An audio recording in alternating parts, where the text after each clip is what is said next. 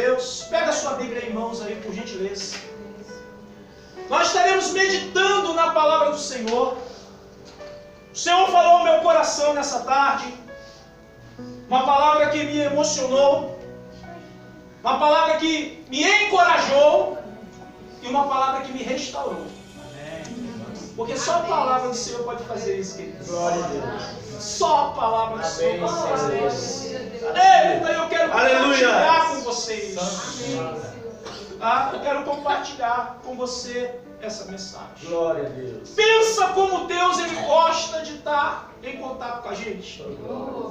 Deus tem um prazer. Engraçado, né? O céu tem milhares de milhões e milhões de milhares de anjos. E Ele quer a nossa amizade. Pensa que coisa maravilhosa, extraordinária. Eu e você, comedor de feijão com rapadura. E Deus quer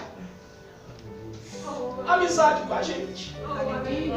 Pensa que Ele para fazer uma introspectiva de como você e eu, como nós somos falhos. Como nós somos limitados, como nós somos errantes. E pensa num Deus do céu, santo, poderoso, eterno, querendo ter amizade com a gente, queridos. Aleluia. Isso é algo sensacional. Só Deus. Só Deus, queridos, para isso. E eu me emociono sim, queridos. Eu me emociono sim. Porque eu já fui um homem sem paz, sem Deus e sem salvação. Eu andava no lamaçal do pecado. Eu andava num tremedal de lama. Não tinha amizade, vínculo, ciência, nem reverência por Deus. Para que o Senhor hoje pudesse me dar a oportunidade de estar assim com vocês. Pense que isso é um grande milagre, querido. Isso já é um grande milagre. Glória a Deus. A mensagem que eu quero transmitir para a igreja nessa noite, pelo Espírito Santo de Deus ter transmitido ao meu coração, tem por tema, tá? O que vou fazer se não há mais nada a fazer? Eu gostaria que você repetisse esse tema comigo. Repita assim comigo. O que vou fazer se não tem mais nada para fazer? Você entende um momento onde nós não temos mais nada para fazer? E o que a gente faz nesse momento? Quem já vivenciou um momento da sua vida que ficou, como diz o ditado popular, numa sinuca de bico? Você sabe o que é uma sinuca de bico? Pois é. Que ficou numa situação, tem outro ditado que diz, no mato sem cachorro. Numa situação que tem outro ditado que diz, procurando agulha no palheiro. Não sei se vocês estão entendendo aí essas figuras de linguagem. Amém. Numa situação, queridos, que não tem a luz no final do túnel. Quem já vivenciou uma situação dessa ou que está vivenciando uma situação dessa? Que não vê saída. Que aos olhos do homem não tem jeito. A mensagem que eu quero transmitir é dentro dessa ótica, tá? De uma situação que a gente vive, queridos, aonde não tem mais jeito.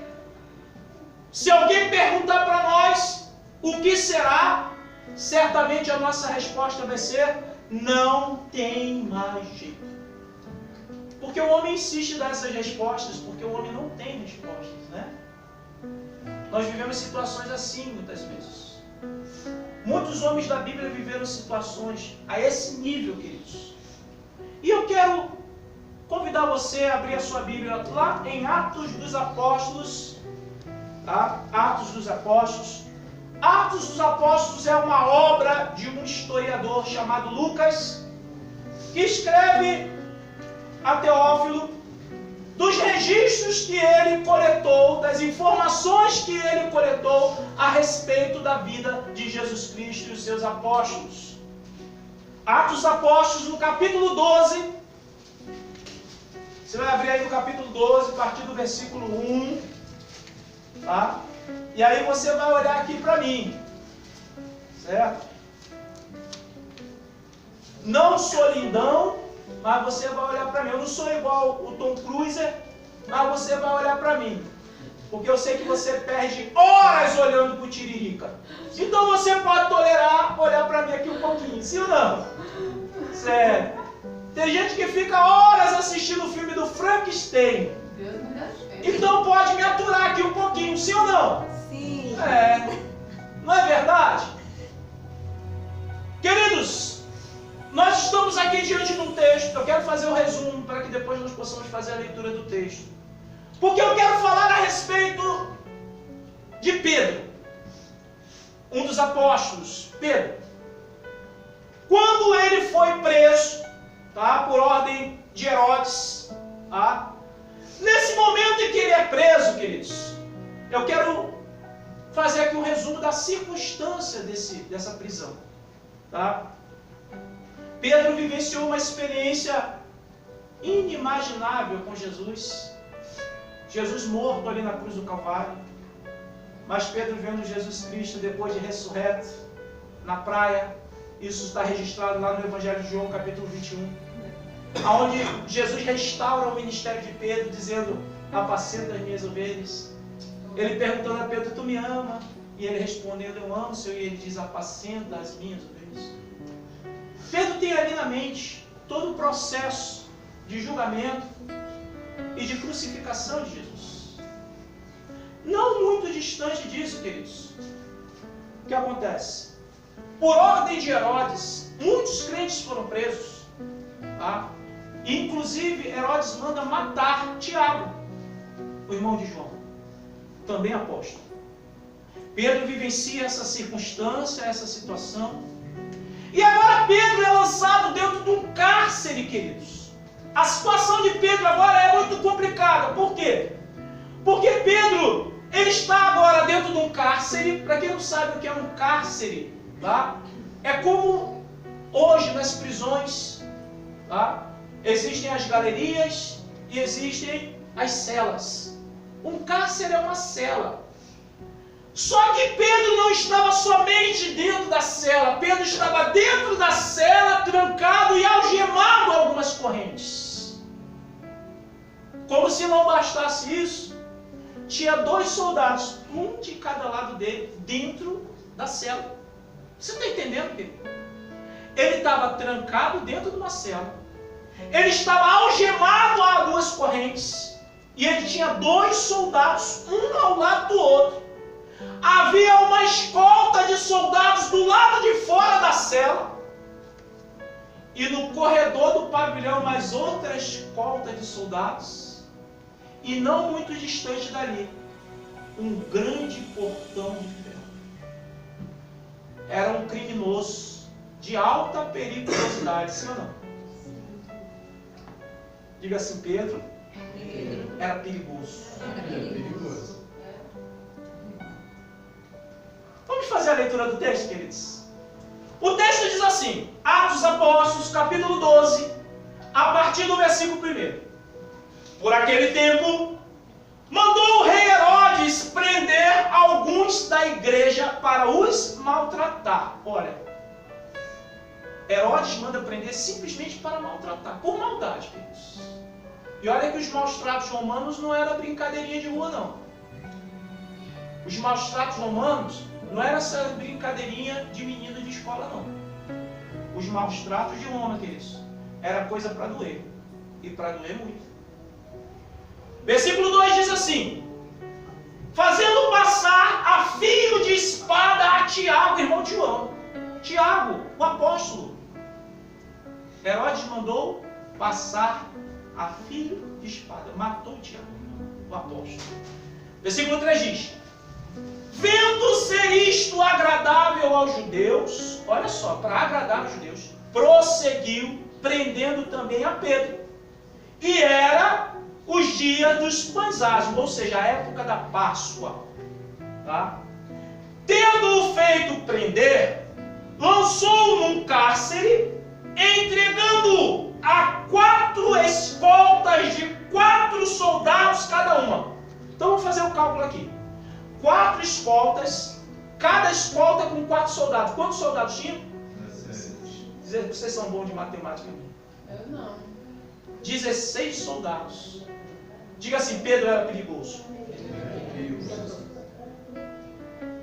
O texto continua dizendo assim: 4 escoltas de 4 soldados cada uma, para o guardarem, tensionando apresentá-lo ao povo depois da Páscoa.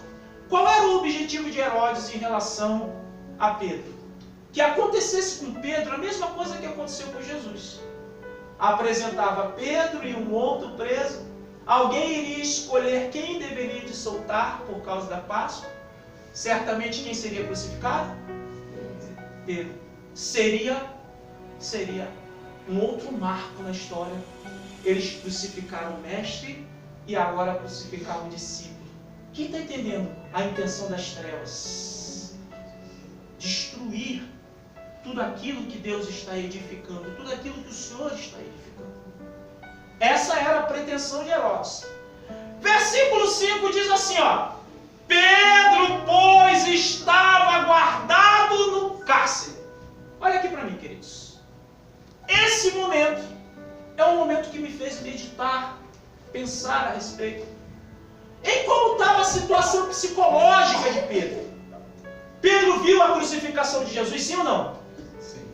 Pedro sabia que Tiago havia sido passado a fio de espada. Um discípulo que estava com ele, que conviveu junto do mestre. Pedro viu aquela situação, queridos, difícil que ele vivenciou por ter negado Jesus 3 vezes antes que o galo cantasse, mas que Jesus apresentou-se a ele ressurreto e restabeleceu o seu ministério. A questão é que a situação agora está confusa, porque a perseguição aumentou. A perseguição agora, ela está ainda. E Jesus não está presente para acalmar o coração deles. Pedro está agora numa situação complicada. Por quê? Ele está no mato sem cachorro. Ele está dentro de um cárcere, algemado, com 2 soldados ao seu lado, e agora conjecturando sobre tudo o que tem acontecido nesses últimos dias. Pedro está esperando o que, queridos? Diga: a morte. A morte. Quantas vezes a gente fica numa situação que a gente espera a morte? Quantas vezes a gente entra numa situação que a gente acredita assim, ó, não tem mais jeito para mim, acabou tudo, já era. Quantas vezes a gente entra em situação na nossa vida, queridos, que o que a gente espera é a morte. O tema da mensagem é: o que fazer se não há mais nada a fazer? Não há mais nada para Pedro fazer. Está preso, fortemente guardado, esperando só o dia para ser entregue ao Sinédrio e ser marcada a data da sua crucificação. Só porque seguiu Jesus. Só porque seguiu Jesus. O que fazer quando não há mais nada a fazer? Esse texto ensina qual deve ser o meu e o teu comportamento na hora que a gente não tem mais nada o que fazer. O texto diz assim, versículo 5: Pedro, pois, estava guardado no cárcere. E agora o texto diz assim: mas havia oração incessante a Deus por parte da igreja a favor dele. Pergunta assim: o que fazer? Quando não há mais nada para fazer? Você vai olhar esse lindão, essa lindão que está ao teu lado, e aponta o dedo e diz: orar! Orar! Pronto. Aleluia. O que fazer quando não há mais nada a fazer? Diga assim: orar. Orar. Aleluia. E para orar, a gente pode estar amordaçado, sim ou não? Sim. A gente pode estar amarrado, sim ou não? A gente pode estar de cabeça para baixo, sim ou não? Sim. Pode estar dentro do ventre do peixe? Pode estar numa fornalha de fogo? Pode estar na cova do leão? Para orar, queridos, ninguém, absolutamente ninguém tem autoridade para te impedir. Porque ainda que cortem a sua língua, te amordassem, você pode orar em pensamento, porque nós temos um Deus que ouve o nosso pensamento.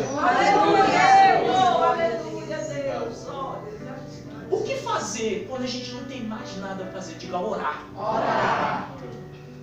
Amém, queridos? O texto continua dizendo no versículo 6. Quando Herodes estava para apresentar Pedro, né?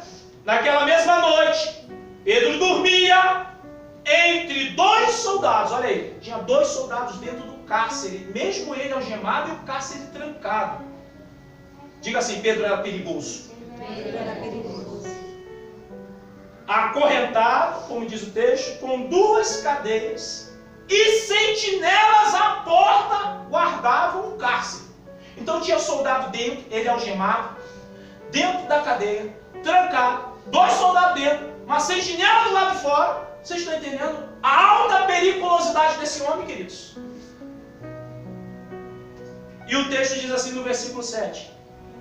Eis, porém, que sobreveio um anjo do Senhor e uma luz iluminou a prisão e tocando ele o lado de Pedro, o despertou, dizendo: levanta-te depressa. Então as cadeias caíram-lhe das mãos. Versículo 9 diz assim: então saindo o seguiu, não sabendo que era real.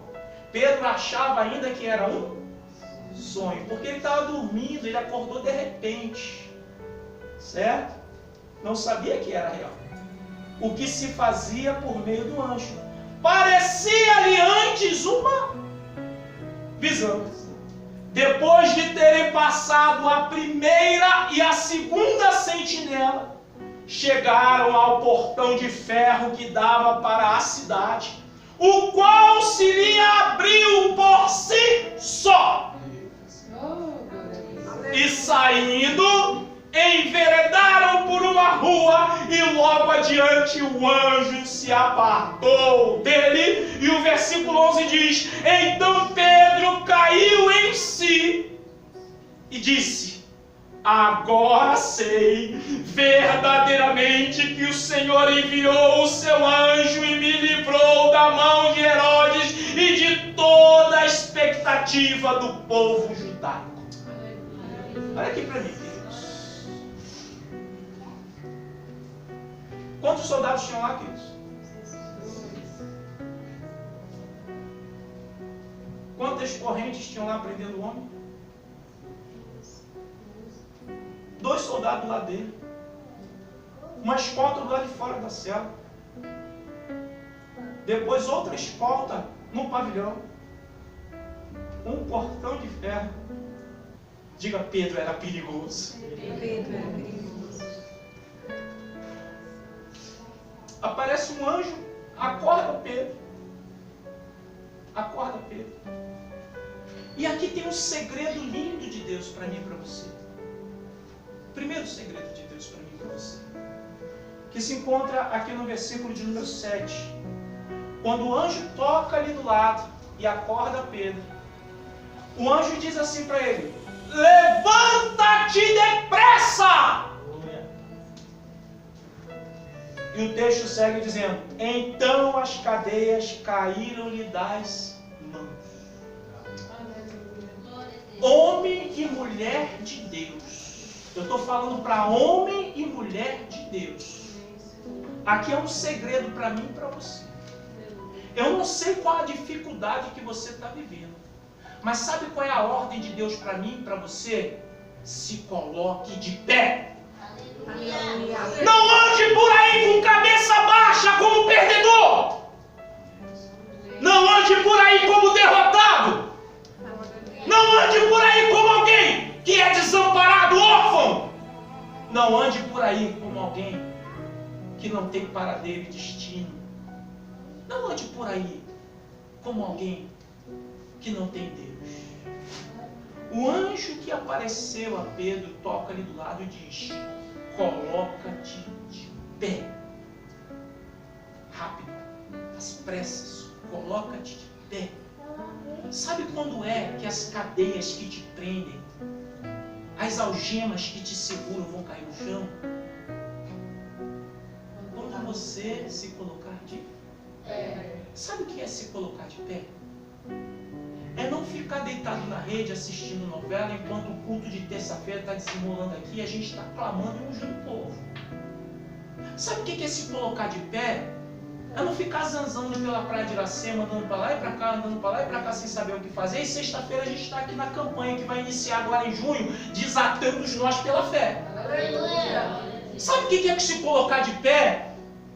É ter a igreja para você estar ali sendo restaurado pela palavra e você decidir ficar ouvindo pessoas que não vão contribuir nada para a tua vida. Quem está entendendo o que é se colocar de pé? Se colocar de pé significa estar na presença do Senhor, não importa a hora, o local, não importa. Se colocar na presença de Deus. Quando é que as algemas caíram? Diga, quando Pedro, altamente perigoso, se colocou de pé. Você está entendendo, querido? Aleluia. Porque assim como havia uma igreja em oração por Pedro, tem uma igreja hoje em oração por você. Aleluia. Dia de quarta-feira você não sabe, mas a gente está aqui, ó, se consagrando e clamando pela tua vida. O que falta? Diga, me colocar de pé. Amém? Amém.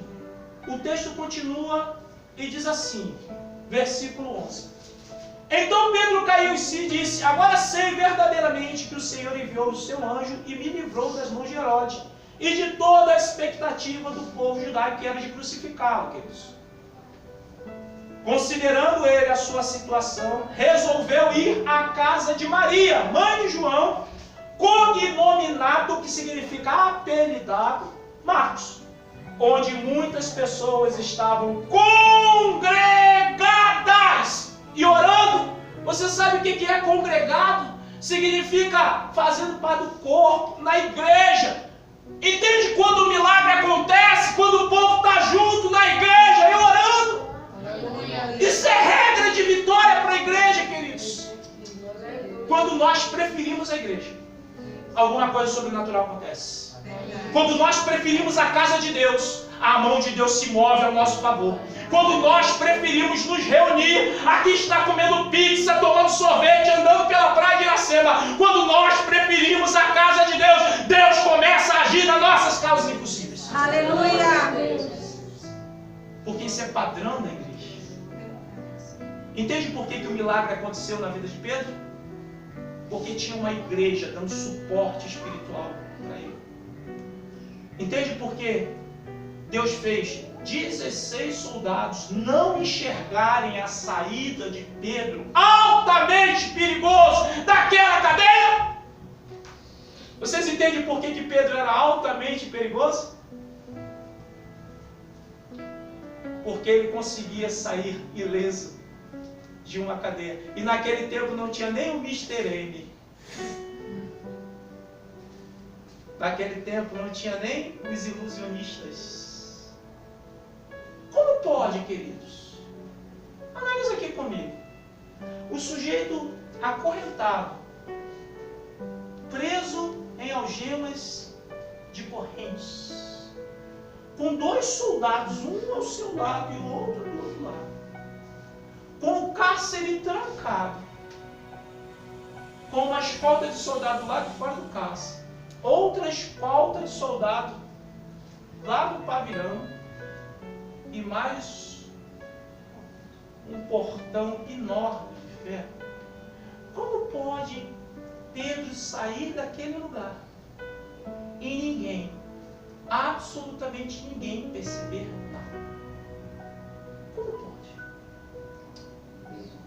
O que eu quero te dizer, queridos, se Deus pode fazer uma coisa a esse nível, o teu problema é fichinha para o Senhor.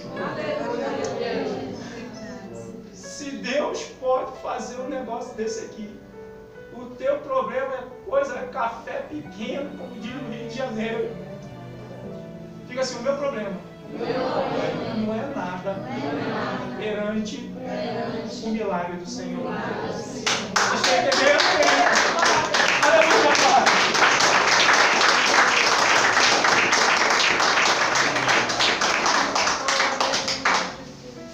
Agora Pedro, que sabia que na casa de Maria era uma congregação, era uma igreja, e que os crentes estavam ali naquele exato momento reunidos em oração, para onde Pedro vai? Olha, Pedro me ensina outro princípio aqui importante. Por que eu vou para uma pizzaria se eu sei que a igreja está reunida em oração? Por que eu vou para a pizzaria se eu sei que a igreja está reunida em oração? Quem está entendendo? Se eu quero um milagre, eu tenho que ir para onde a igreja estiver reunida em oração. Isso é um princípio, é um segundo princípio. Pedro foi liberto milagrosamente. Ele poderia ir ver sua família, mas ele foi se juntar ao que estavam em oração. E o texto continua dizendo agora, ó, versículo 13. Quando ele bateu ao pórtico do portão, veio uma criada chamada Rode, né, ver quem era. Então ele bateu, veio uma criada, essa criada veio ver quem era. Versículo 14 diz: reconhecendo a voz de Pedro, tão alegre ficou que nem o fez entrar.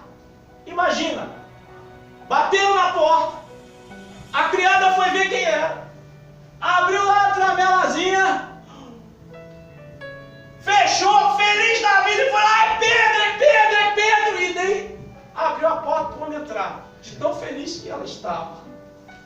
Porque a igreja estava em oração. Talvez o milagre acontecera bem mais rápido do que eles imaginavam. Não estava esperando um milagre tão rápido a esse nível. Mas a igreja estava orando por isso. Entende que a igreja às vezes ora por milagre, e muita gente dentro da igreja orando pelo milagre nem acredita que o milagre possa acontecer? Esse é um terceiro princípio. Eu preciso ouvir a palavra de Deus quando ela diz que eu tenho que orar, orando sem duvidar, crendo que o Senhor está ouvindo a oração e que Ele é poderoso para fazer um milagre já. Diga: o meu milagre pode acontecer já, se eu não duvidar. Você está entendendo esse princípio? Porque a dúvida, queridos, embarga o milagre do Senhor. A dúvida atrapalha o agir do Senhor. Essa criada ficou tão feliz, querido, tão feliz, que nem convidou Pedro para entrar. Não é isso que diz o texto aí? Porém, de novo 14. Reconhecendo a voz de Pedro, tão alegre ficou que nem fez entrar, mas voltou correndo para anunciar que Pedro estava junto do portão. Versículo 15 diz: eles lhe disseram: está louca. Olha aí, o povo não estava acreditando. Ela, porém, persistia em afirmar que assim era. Então disseram: é o seu anjo. Assim, não deve ser Pedro, não, deve ser o anjo dele. Por quê? Porque ele foi recolhido para ser morto, queridos. Ele foi recolhido para ser morto. Agora o versículo 16 diz assim: entretanto, Pedro continuava batendo, e eles lá discutindo: é ele, não é ele? Será que é o anjo? Você está enganado? Eles diziam: não é não. E o sujeito estava na porta batendo. Eles estavam lá debatendo: é, não é? É, não é? É, não é? E o Pedro lá fora, com medo de ser preso de novo, batendo na porta querendo entrar. E não tinha um filho de Deus para abrir a porta para eu entrar. Entende que às vezes, queridos, nós nos deixamos nos enganar pela capacidade da nossa mente ser limitada. Às vezes o milagre na tua vida já até aconteceu, mas você não teve coragem ainda de tomar posse. E você não acha que é um milagre. Porque o milagre de Deus é surpreendente. Ele nos surpreende mesmo. Existem mudanças que Deus quer promover na nossa vida. Mas sabe que às vezes a gente quer ficar preso à mesmice e não quer aceitar a mudança? Nós somos seres dotados de manias e de rotinas. Você sabia disso? Quem é aqui que tem aquele mesmo lugar para se assentar todo dia, naquela mesma hora, vai tomar o café na mesma caneca? E se alguém usar a caneca da briga? E se alguém sentar na tua cadeira da confusão? Quem é que tem esse negócio aí, esses vicezinhos, essas manias aí? Eu sei que o ser humano é assim. Acorda aquele mesmo horário e vai pelo mesmo caminho para o trabalho, no mesmo dia. O mesmo caminho. Para no mesmo sinal todo dia. Entra na mesma... Pode fazer outro caminho assim para diversificar um pouco, mas o caminho é aquele mesmo, certinho. Mesmo jeito. Né? Se soltar a calça e dizer vai, a calça vai sozinha, porque a calça já sabe o caminho. Aquela calça que não lava há 15 dias. Aquela calça jeans que parece que está engomada. Né? Mas eu sei que não é assim. Nós somos dotados da rotina. E por sermos presos a rotinas, quando Deus faz a obra, às vezes a gente nem acredita que foi feita. Porque nós somos com o coração preso à mesmice o tempo todo. Então é uma coisa que eu amo, queridos. Que eu amo é o que eu faço. Não tem rotina na minha vida. Cada dia é um dia novo, com uma história nova, com acontecimentos novos. E eu amo esse negócio, porque não enjoa.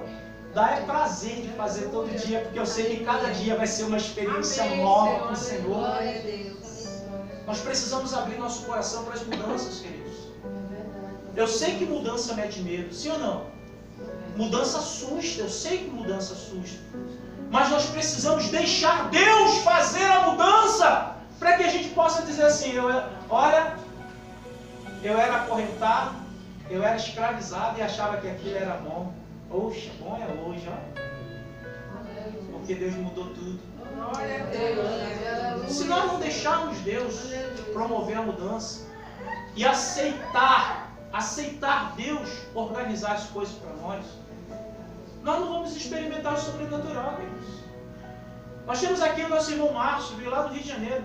Está fazendo quantos meses que o irmão está aqui em Fortaleza, querido? Terceiro mês agora. 3 meses. Deixou a esposa lá no Rio. Já se submeteu à cirurgia, sua esposa? Ainda não. Vai se submeter à cirurgia. Vai precisar passar pelo período, né, de recuperação. Está com saudade da esposa. Mas abriu-se uma porta de uma oportunidade profissional para ele aqui em Fortaleza.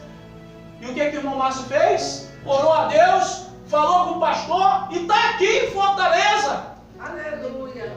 Eu já sei porque ele disse para mim, não está sendo muito fácil. Mas ele está aí.